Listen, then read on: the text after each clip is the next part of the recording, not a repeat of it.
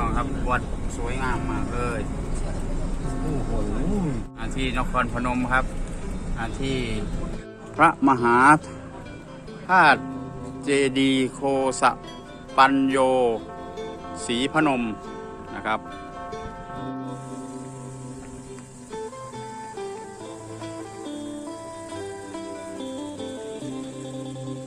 2 ประตู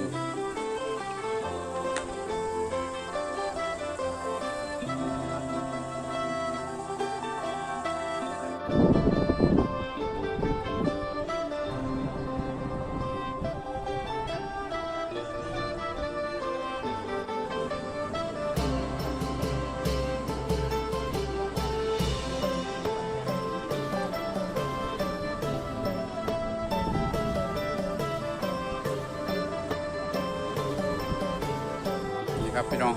สวยงามดีมาไหว้สักการะ